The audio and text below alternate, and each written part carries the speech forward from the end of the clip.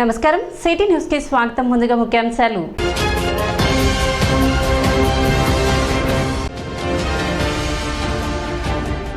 D3 Sharada service society ఆధ్వర్యంలో ఉచిత వైద్య శిబిరం.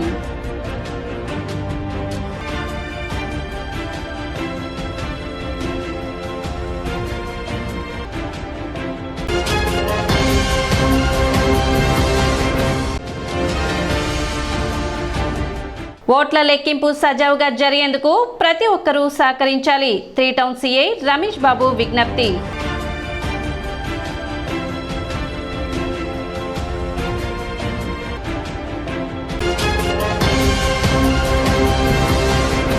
జాబిల్లి సేవా సంఘం ఆధ్వర్యంలో 10వ తరగతిలో ప్రతిభ కనబర్చిన ప్రభుత్వ పాఠశాలల విద్యార్థులకు ప్రోత్సాహక బహుమతులు అందజేశారు. ఆదివారం కొత్తపేటలోని దీప్తి పబ్లికేషన్ ఆవరణలో నిర్వహించిన కార్యక్రమంలో తెనాలి మండల పరిధిలో ఈ సంవత్సరం 10వ తరగతిలో ప్రతిభ కనబర్చిన 15 మంది విద్యార్థులకు 2000 రూపాయలు చొప్పున ప్రోత్సాహక బహుమతులు అందజేశారు.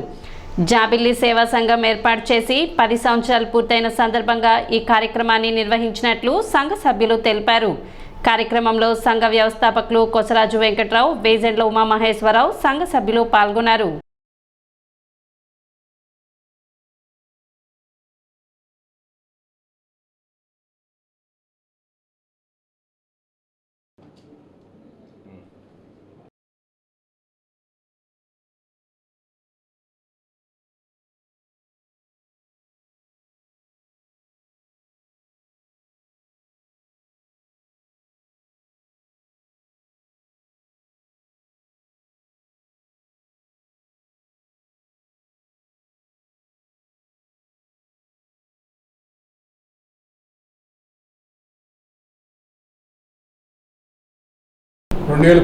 లో ప్రారంభించాం. ఈ జాబిల్లి సేవా సంఘం ద్వారా గతంలో గాంధీ ఇర్విన్ పార్క్ని ఆధునీకరణ చేయడం జరిగింది. ఆ తర్వాత మేలపాడు గ్రామంలో పబ్లిక్ టాయిలెట్స్ ప్రభుత్వం సహకారంతో మరి మేమందరం కలిసి అక్కడ అసలు పబ్లిక్ టాయిలెట్ లేనటువంటి టాయిలెట్ లేని ఇల్లు లేకుండా అందరికి కట్టించడం జరిగింది. ఆ తర్వాత బీసీ కాలనీలో ఆ కాలనీ ప్రజలను మోటివేట్ చేయడానికి, ఇండివిజువల్గా వాళ్ళ ఆదాయం సమకూర్చుకోవడానికి మరి కినాయిలు అట్లాగే జెండు బాంబు ఇటువంటి తయారు చేయడం కూడా నేర్పించాం. అట్లాగే ప్లాస్టిక్ రహిత సమాజం కోసం మరి గత 5 సంవత్సరాలుగా మేము క్యారీ బ్యాగుల నిషేధంపై ఉద్యమం చేస్తూ చేతి సంచులను పంపిణీ చేయడం కూడా జరిగింది.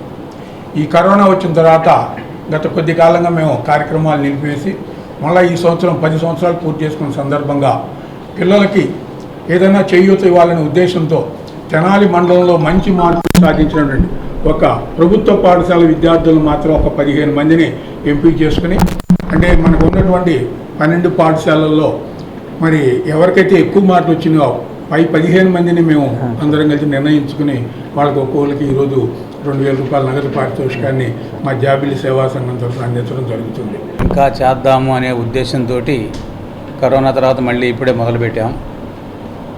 అందులో విద్యార్థులకి మేము ఇచ్చే పురస్కారము అది పెద్దదా కాదా అనే కంటే కూడా దాన్ని మీరు ఇన్స్పిరేషన్గా తీసుకొని మీ భవిష్యత్తులో బాగా వృద్ధిలోకి రావాలని మా ఆకాంక్ష. అది గుర్తుపెట్టుకోండి విద్యార్థులందరూ కూడా. ఇది పారితోషికం ఎంత అనేది కంటే కూడా మేము తీసుకున్నాం పారితోషికం. దీంతో మీరు బాగా చదువుకొని ఫ్యూచర్లో బాగా వృద్ధిలోకి రావాలని నా ఆకాంక్ష. ఈ సందర్భాన్ని మరి మన ఉమామహేశ్వరరావు గారు చాలా కష్టపడి ఈ ప్రోగ్రామ్స్ పనులన్నీ చూశారు. ఆయనకి మనందరం కూడా అందరి తరఫున కృతజ్ఞతలు తెలియజేసుకుంటున్నాం. అందరూ కూడా ఆయనకి ఒకసారి ఆ క్లాస్ తోటి. నేను ఈ మధ్యనే నా 10వ తరగతి కంప్లీట్ చేశాను. నేను SDIMGH స్కూల్ తెనాల్లో చదువుకున్నాను. ఈరోజు అయితే మనం జాబిల్లి సేవా సంఘంలో ప్రైజ్ మనీ ఇస్తున్నారు. సో అక్కడికి వచ్చాము. వీళ్ళు ఇలా జాబిల్లి సేవా సంఘం ద్వారా చాలామందికి హెల్ప్ చేయడం, అంటే టాయిలెట్స్ లేని వాళ్ళకి టాయిలెట్స్ కట్టించడం, అలా చాలా హెల్ప్ చేస్తున్నారు. సో ముందుగా ఈ సేవా సంఘంలో ఉన్న ప్రతి ఒక్కరికి థ్యాంక్స్ చెప్పాలి. స్టూడెంట్స్కి ఇలా ఇవ్వాలి, ఈ ప్రైజ్ మనీ ఇవ్వాలి, ఇలా సర్టిఫికేట్ ఇవ్వాలి, మండలంలో వచ్చిన వాళ్ళకి ఇవ్వాలి అనేది చాలా గుడ్ థాట్ అన్నమాట. సో ఈ ప్రైజ్ మనీ పొందినందుకు నేనైతే చాలా ఆనందంగా ఉన్నాను. నియోజకవర్గ అభివృద్ధికి సాక్షాత్తు ముఖ్యమంత్రి ఇచ్చిన హామీలు ఏడాది గడిచిపోయినా అమలుకు నోచుకోలేదని విమర్శలు వెల్లువెత్తుతున్నాయి. గత ఏడాది ఫిబ్రవరి 28న రాష్ట్ర ముఖ్యమంత్రి వైఎస్ జగన్మోహన్ రెడ్డి రైతు భరోసా 4వ విడత పంపిణీ ప్రారంభానికి తెలానిలి వేదిక చేసుకున్నారు. ఈ సందర్భంగా మార్కెట్ కమిటీ ఆవరణలో భారీ బహిరంగ సభ నిర్వహించారు.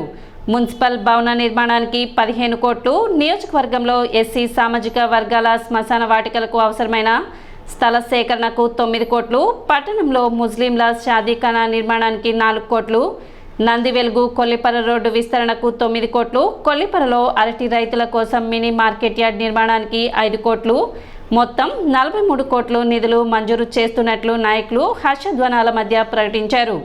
అయితే ఏడాది దాటినా సీఎం ఇచ్చిన హామీలకు అడుగు కూడా ముందుకు పడలేదు.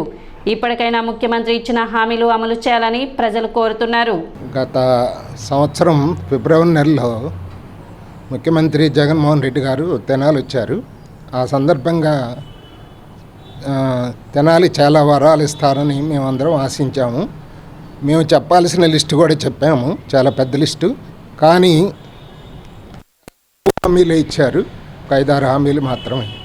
అది కూడా టోటల్ వాల్యూ వచ్చేటప్పటికి 45 కోట్లు మాత్రమే అవుతుంది. మన మున్సిపల్ బిల్డింగ్ని రీప్లేస్ చేయటం, శ్మశాన వాటికలకి, ఎస్సీ శ్మశాన వాటికలకి స్థలం కేటాయించడం, ముస్లిమ్స్కి షాదీఖానా, కొల్లిపర్లో ఆ రోడ్లు వెడల్పు చేయటం, ఇలాంటివన్నీ ఇచ్చారు. కానీ వాటిట్లో ఒక్కటి కూడా అమలు కాలేదు.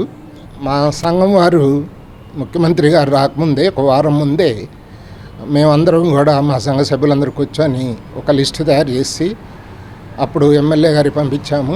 అలానే మీడియాకు కూడా వివరించాము.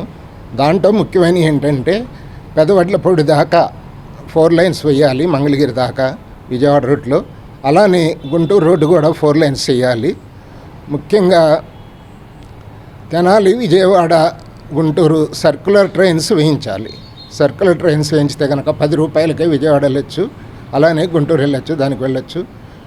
మూడోది, ఇక్కడ ఒక మెడికల్ కాలేజీ పెట్టదగ్గ హాస్పిటల్ ఉంది, దానికి సంబంధించిన మెడికల్ కాలేజీ పెట్టమని.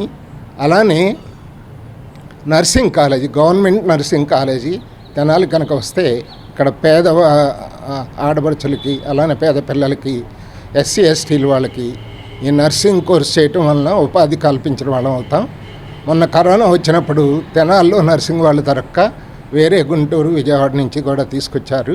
ఇక్కడ కనుక పెద్ద నర్సింగ్ కాలేజీ ఏర్పాటు చేసి, అలానే మెడికల్ కాలేజీ కనుక ఏర్పాటు చేస్తే మన తెనాలికి చాలా బాగుంటుంది. ముఖ్యంగా అతి ముఖ్యమైనది ఏంటంటే గత 20 సంవత్సరాల నుంచి ఒక్క పరిశ్రమ కూడా ఇక్కడ ఏర్పాటు చేయలేదు. ఆ పరిశ్రమను ఏర్పాటు చేయమని చెప్పి క్రికెట్ స్టేడియం, పెద్ద క్రికెట్ స్టేడియం కూడా తెనాలికి కావాలని చెప్పి కూడా మేము లోగడ జగన్ గారు వచ్చినప్పుడు మేము మెమరాండం ఇవ్వడం జరిగింది. మహిళా స్వావలంబన, ఆత్మవిశ్వాసం పెంపొందించడమే సేవాభారతి లక్ష్యమని న్యాయవాది పద్మవల్లి పేర్కొన్నారు. తెనాలి సేవాభారతి ఆధ్వర్యంలో బుర్రెపాలెం రోడ్లోని మధుకర నిలయం సోదరి నివేదిత కుట్టు శిక్షణ కేంద్రాల్లో కుట్టు మిషన్, బ్యూటీషియన్ కోర్సులో శిక్షణ పొందే వారికి సర్టిఫికేట్స్ పంపిణీ చేశారు. గత 4 నెలలుగా కుట్టు మిషన్, బ్యూటీషియన్ కోర్సుల్లో శిక్షణ పూర్తి చేసుకున్న వారికి ఈ సర్టిఫికెట్స్ ప్రదానం చేశారు. కార్యక్రమాన్ని తెనాలి సేవాభారతి కార్యదర్శి లక్ష్మీనారాయణ పర్యవేక్షించారు. ముఖ్య అతిథిగా హాజరైన జిల్లా కార్యదర్శి పద్మవల్లి మాట్లాడుతూ మహిళల ఆర్థిక స్వావలంబన పెంచే దిశగా సేవాభారతి పనిచేస్తుందని సంస్థ ప్రతినిధులు పేర్కొన్నారు. జూన్ 20వ తేదీ నుండి 2వ బ్యాచ్ ప్రారంభం అవుతుందని, ఈ అవకాశాన్ని తెనాలి ప్రాంత మహిళలు సద్వినియోగం చేసుకోవాలని కోరారు. సేవాభారతి తెనాలి కేంద్రంగా ఈ రోజున కుట్టు శిక్షణా కేంద్రంలో తర్ఫీదు పొందిన మహిళలు, అలాగే బ్యూటీషియన్ కోర్సు నేర్చుకున్న మహిళలకి ఈ రోజున సర్టిఫికేట్లు అందజేయడం జరుగుతున్నది.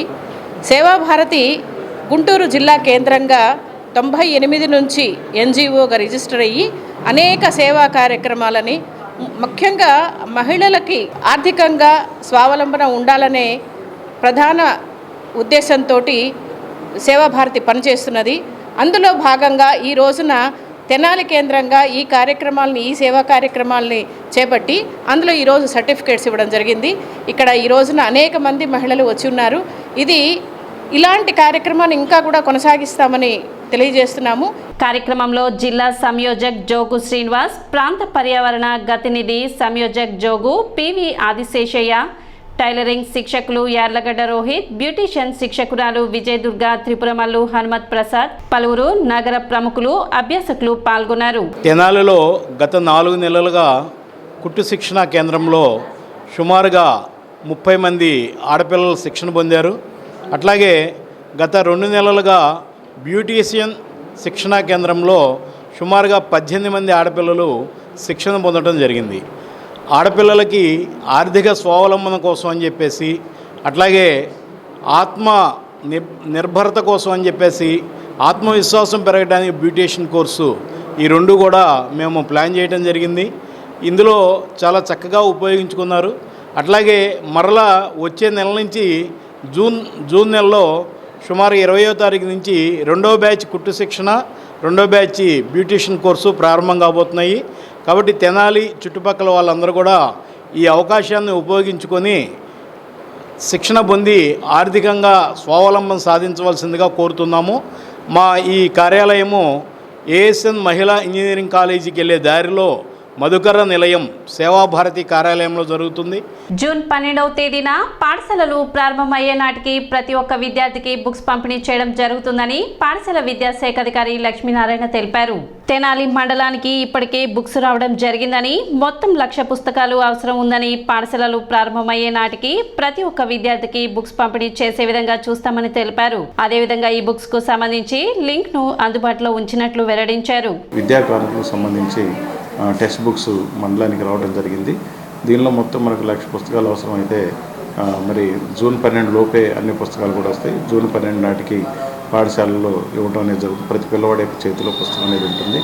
అయితే దానికి సంబంధించి ఇప్పటివరకు మనకి దాదాపుగా ఒక 40,000 పుస్తకాలు రావడం జరిగింది. అంటే 50% పుస్తకాలు దాదాపు రావడం జరిగింది. మిగిలినవి కూడా రావడం వస్తాయి. తర్వాత నోట్బుక్స్ కూడా రావడం జరిగింది. 6th నుంచి 10th దాకా నోట్బుక్స్ ఇస్తారు. తర్వాత 1 to 5th వర్క్ బుక్స్ వస్తాయి. కాబట్టి ఈ సంవత్సరం 10వ తరగతి పుస్తకాలు మారినాయి. దానికి సంబంధించినటువంటి టైటిల్స్ అన్నీ కూడా రావడం జరిగింది. ఈ బుక్స్ సంబంధించినటువంటి మరి లింకును కూడా వాట్సాప్లో పెట్టడం జరిగింది. ప్రధానోపాధ్యాయులకి, పాఠశాల ప్రధానోపాధ్యాయులకి, ప్రైవేట్ పాఠశాల ప్రధానోపాధ్యాయులకి, మేనేజ్మెంట్స్కి అందరూ కూడా పెట్టడం జరిగింది. దాన్ని కూడా డౌన్లోడ్ చేసుకుని ఆ పుస్తకాలు మనం కంటెంట్ ఏముందో ఏందనేది కూడా చదువుకోవడానికి అవకాశం ఉంటుంది. D3 శారదా సర్వీస్ సొసైటీ ఆధ్వర్యంలో ఉచిత వైద్య శిబిరం నిర్వహించారు. బూరిపాలెం రోడ్లోని డాక్టర్ ఎస్ బిల్డింగ్ ఆవరణలో నిర్వహించిన ఈ వైద్య శిబిరం నందు డాక్టర్ శారదా ఆధ్వర్యంలో ఉచిత వైద్య పరీక్షలు నిర్వహించారు. షుగరు, బీపీ, ఈసీజీ మరియు ఫిజియోథెరపీ పరీక్షలు నిర్వహించి అవసరమైన వారికి మందులను ఉచితంగా అందజేశారు. D3 శారదా సర్వీస్ సొసైటీ ఆధ్వర్యంలో ప్రతి నెల చివరి ఆదివారం నిర్వహించే ఉచిత వైద్య శిబిరంలో భాగంగా ఈ వైద్య శిబిరం ఏర్పాటు చేసి ఉచితంగా వైద్య పరీక్షలు నిర్వహించినట్లు డాక్టర్ శారదా తెలిపారు.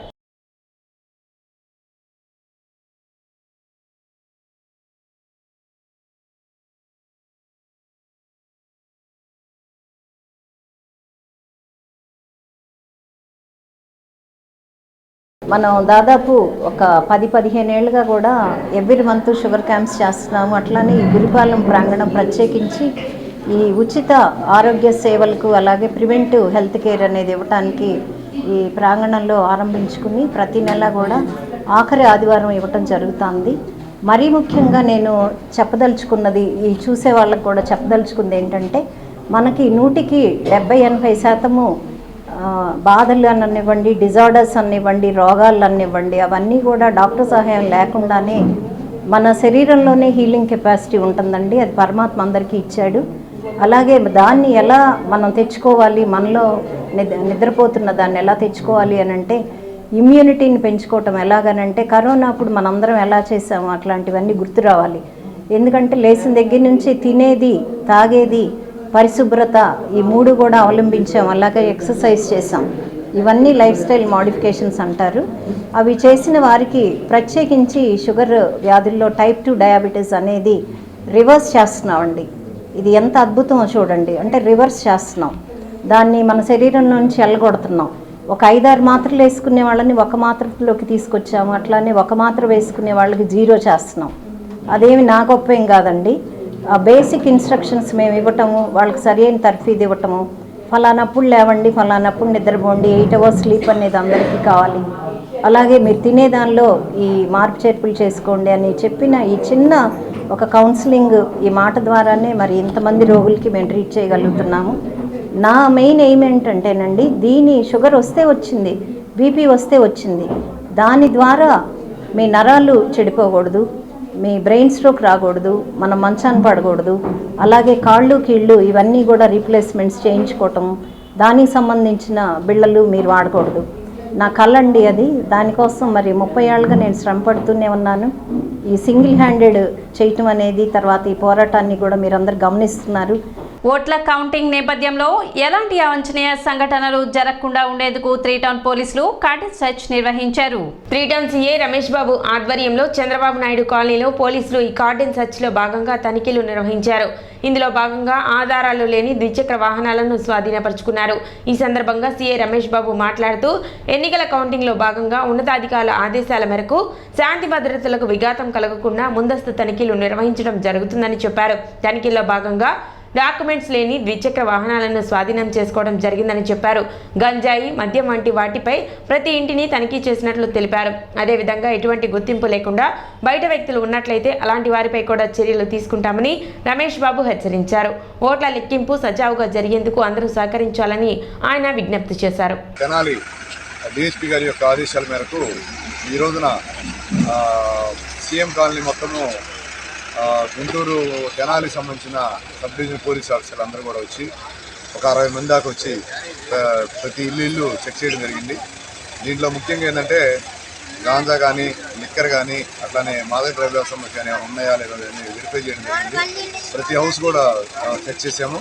అదేవిధంగా ఈ ఎలక్షన్ కోడ్ అమల్లో ఉంది కాబట్టి దీంట్లో అవాంఛనీయ సంఘటనలు జరగకుండా ఉండేదానికోసం ముందు జాగ్రత్త చర్యగా గౌరవ డీజీపీ గారు యొక్క ఆదేశాలు, అట్లనే ఎస్పీ గారు యొక్క ఆదేశాల మేరకు వెరిఫై చేయడం జరిగింది.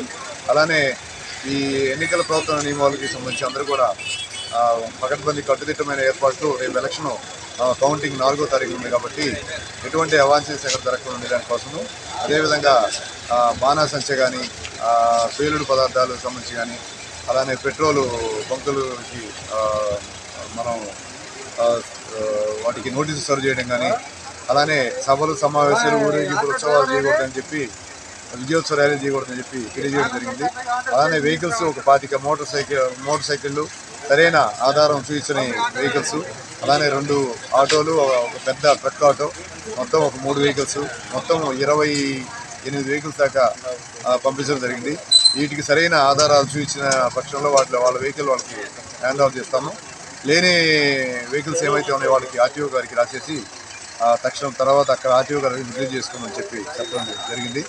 అలానే అందరూ కూడా ప్రశాంతమైన వాతావరణంలో ఈ ఎన్నికలు విధుల్లో ప్రతి ఒక్కరు విజయోత్సవ ర్యాలీలు చేయకుండా అట్లానే ప్రశాంతంగా ఉండాలని ప్రతి ఒక్కరిని మేము కోరుకుంటా ఉన్నాం. మంగళగిరి రూరల్ పోలీస్ స్టేషన్లో మాచర్ల ఎమ్మెల్యే పిన్నెల్లి రామకృష్ణారెడ్డి సోదరుడు పిన్నెల్లి వెంకట్రామిరెడ్డిపై వెల్దుర్తి మండలానికి చెందిన నోముల మాణిక్యరావు ఫిర్యాదు చేశారు. వెల్దుర్తి మండలం కండ్లకుంట గ్రామానికి చెందిన మాణిక్యరావు కుటుంబంపై పిన్నెల్లి వెంకట్రామరెడ్డి అతని అనుచరులు దాడి చేశారంటూ ఫిర్యాదులో పేర్కొన్నారు. పిన్నెల్లి రామకృష్ణారెడ్డి సొంత గ్రామంలో ఎన్నికల రోజు ఏజెంట్గా టీడీపీ తరపున నోముల మాణిక్యరావు ఉన్నందుకు అతనిపై దాడి చేశారని తెలిపారు. కంప్లైంట్ అంటే దళితున్న నా మీద ఎస్సీ మాదిగండి. నేను ఈ ఎస్సీ ఎస్టీ అట్రాసిటీ కేసులు ఇలాంటి 307 కేసు కూడా బుక్ చేయాల్సిన అవసరం ఉంది. ఎందుకంటే చంపబోయారు. సో అసలు ఈ ఎస్సీ ఎస్టీ అట్రాసిటీ కేసులు అక్కడ అవేర్నెస్సే లేకుండా చేసి నాలాంటి కొంచెం చదువుకున్న వ్యక్తిని ఎలిమినేట్ చేస్తే వాళ్ళ అడ్డు లేకుండా ఇంకా తరతరాలు ఇలాగే కొనసాగించవచ్చు అనే ఉద్దేశంతో చేస్తున్నారండి. దీన్ని ఖచ్చితంగా వెలుగులో తీసుకురావాలి. దళితులు బానిసలు కాదు, దళితులు కూడా గొంతెత్తి ప్రశ్నించే హక్కు ఉంది అని చెప్పేసి నా క్వాలిఫికేషన్ వచ్చేసి ఎంఏ బీఈడీ చదువుకున్నానండి. నేను MA journalism and mass communication చేశాను. నేను అలాగే బీఈడీ కూడా చేశాను. అంబేద్కర్ గారి స్ఫూర్తితో హక్కుల కోసం కొంతమంది చదువుకున్న బిడ్డలకి అవేర్నెస్ కల్పిస్తూ మనుషులంతా ఒక్కటే, మానవ జాతి అంతా ఒక్కటే, ఈ కులాలు మతాలు మనుషులు పెట్టుకునే నేను అవేర్నెస్ నేను ఫస్ట్ నుంచి కల్పిస్తూ ఉంటే నా మీద అదే టార్గెట్, నా ఆత్మాభిమానాన్ని వాళ్ళు అహంకారంగా అనుకొని ఇప్పటికీ అక్కడ అన్టచబిలిటీ ఉందండి. కుల వ్యవస్థ ఉంది అక్కడ ఆ ఊర్లో. ఇక్కడ నేను కంప్లీట్ ఇయ్యలేని పరిస్థితి. ఎందుకంటే అక్కడికి వెళ్తే ముక్కలు నరుకుతామని వాళ్ళు సవాల్ చేస్తున్నారు. కిరాయి మూకతో కూడా నన్ను వెంటాడి వేధిస్తున్నారు. సో మా పార్టీ అండతో, మా పార్టీ నాయకులతో వర్లారామయ్య గారు కావచ్చు, జోలకంటి బ్రహ్మారెడ్డి గారు కావచ్చు, అలాగే మా ఎస్సీసీఎల్ రాష్ట్ర అధ్యక్షులు అఖిల్ గారు కావచ్చు, వీళ్ళందరూ కూడా నాకు అండగా తోడుగా సపోర్ట్గా ఉండి ఇక్కడ 0 ఎఫ్ఐఆర్ చేసేసి అక్కడికి పంపించి చట్టపరంగా చర్యలు తీసుకోవాలని ముందుకెళ్లే ప్రయత్నంలో భాగంగానే ఇక్కడ మంగళగిరి పోలీస్ స్టేషన్కి వచ్చి మేము కంప్లైంట్ చేస్తున్నామండి. ఈ సంవత్సరం వర్షాలు ముందుగానే పడే అవకాశం ఉన్నందున రైతులు వరి పంటను ముందుగానే వేసుకోవాలని మండల వ్యవసాయాధికారి ప్రేమ్ సాగర్ తెలిపారు. ప్రతి సంవత్సరం రబీ సీజన్ మొదలయ్యే సమయంలో వరి పంటను వేయడం జరుగుతుందని, తద్వారా అకాల వర్షాలకు తుఫాన్ల బారిన పడి పంట నష్టానికి గురవుతున్నారని, అలా కాకుండా ముందుగానే వరి పంటను వేసుకోవడం వాటి నుండి బయటపడవచ్చని ప్రేమ్ సాగర్ రైతులకు విజ్ఞప్తి చేశారు. ఈసారి రైతులు వర్షపు జల్లులు కూడా వచ్చినాయి కాబట్టి వర్షము త్వరగా పడుతుందని ఆశిస్తున్నారు. వాతావరణ శాఖ వాళ్ళు కూడా ఈ సంవత్సరం త్వరగా నైరుతి ఋతుపవనాలు తాగుతాయని చెప్తున్నారు. కాబట్టి రైతు సోదరులందరూ మన వరి పంటను ముందుగా విత్తుకోవాల్సిందిగా కోరుతున్నాం. ఎందుకంటే ప్రతి సంవత్సరము లేటుగా విత్తుకోవడం, అనగా రబీ సీజన్ వచ్చేటప్పుడు మనం విత్తుతున్నాము. కాబట్టి అకాల వర్షాలకు, తుఫాన్లకి మనం పంటను చేతికి అందిస్తున్నాం. అలా కాకుండా ముందుగా రైతు సోదరులు ప్రతి ఒక్కరూ గ్రామాల్లో మన ఉన్న మొత్తం గ్రామాల్లో రైతు సోదరులందరూ ఆలోచించి వరి విత్తుకోవడం, వ్యధ పద్ధతి ద్వారా విత్తుకొని ముందుగా మనం పంటను సేకరిస్తే, ధాన్యాన్ని సేకరిస్తే నవంబర్ డిసెంబర్లో వచ్చే తుఫాన్ నుండి మనం గట్టెక్కచ్చు.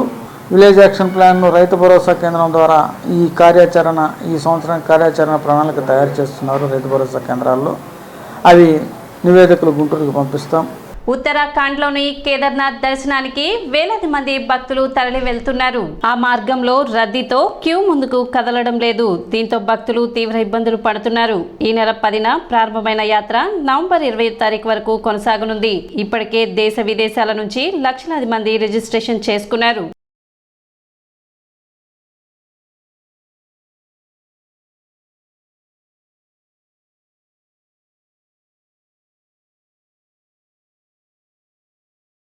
రిషిధర్ జన్మదినోత్సవం సందర్భంగా స్థానిక రైల్వే స్టేషన్ వద్ద అన్నదాన కార్యక్రమం నిర్వహించారు. కామరాజు గడ్డ శ్రీనివాస్ త్రిలోక్య కుమారుడు రిషిధర్ జన్మదినోత్సవం సందర్భంగా రైల్వే స్టేషన్ వద్ద గల శ్రీ శివలింగేశ్వర స్వామి భక్త బృందం సేవా సమితి నిర్వాహకులు కుర్రా శ్రీను పర్యవేక్షణలో పేదలకు అన్నదానం నిర్వహించారు.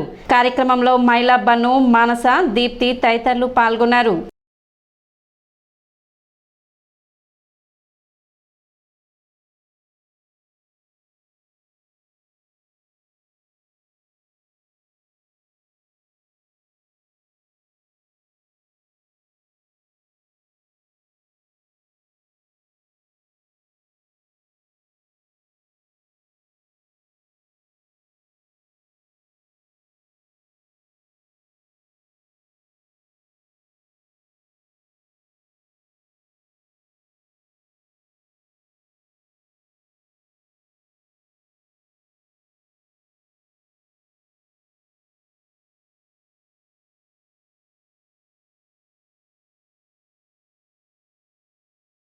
దాతల సహకారంతో వివిధ కార్యక్రమాల ద్వారా ఎవరైతే నిస్సహాయులు, అన్నార్థులు ఉంటారో వారికి అన్నదాన కార్యక్రమం జరుగుతుంది. ఈ రోజున చిరంజీవి రిషిధ పుట్టినరోజు సందర్భంగా వారి యొక్క తల్లిదండ్రులు, వారి యొక్క కుటుంబ సభ్యుల సహకారంతో ఈ యొక్క మధ్యాహ్న కాలంలో ఈ రైల్వే స్టేషన్ పరిధిలో ఈ అన్నదాన కార్యక్రమం చేయడం జరుగుతుంది. అబ్బాయి నిన్ను నూరేళ్ళు ఆయుర ఆరోగ్యాలతో దేవుని ఆశీస్సులు ఉండాలని చెప్పేసి, జీవితంలో బాగా చదువుకొని ఇంకా దేవుని ఆశీస్సులతో డెవలప్ అవ్వాలని చెప్పేసి కోరుకుంటూ, ఇలాగే ప్రతి ఒక్కరు కూడా ఈ అన్నదాన కార్యక్రమానికి భాగస్వాములు అయితే ఆకలి దప్పికతో ఏదైతే మన స్వామి జ్ఞానప్రసన్న గారు పిలుపునిచ్చారో ఆకలి దప్పికతో మన ప్రాంతంలో మరణించకూడదని చెప్పేసి నాటి నుంచి కూడా మరి విరివిరిగా ఈ యొక్క ప్రాంతంలో మరి ప్రజలు దీన్ని ఒక వేదికగా చేసుకొని ఈ అన్నదాన కార్యక్రమం భాగస్వాములు అవుతున్నారు. శ్రీశైల భక్త సేవా సమితి వారి తరపున ఇవాళ మా మేనల్లుడిది పుట్టినరోజు పేదలకి అన్నదానం చేయడం చాలా సంతృప్తి చేకూరుతుంది. ఇలానే ఇంకా మరికొద్ది పుట్టినరోజు చేసుకునే వాళ్ళు ఇక్కడికి వచ్చి ఈ పేదలకు అన్నదానం చేయాల్సిగా కోరుతున్నాను. సిటీ న్యూస్ ముగించే ముందు ముఖ్యాంశాలు మరోసారి.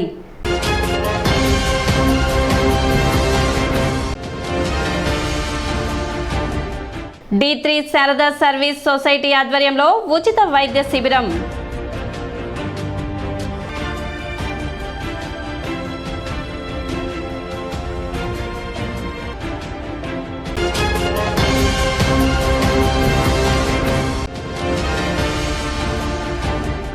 ఓట్ల లెక్కింపు సజావుగా జరిగేందుకు ప్రతి ఒక్కరూ సహకరించాలి. 3 టౌన్ సిఐ రమేష్ బాబు విజ్ఞప్తి.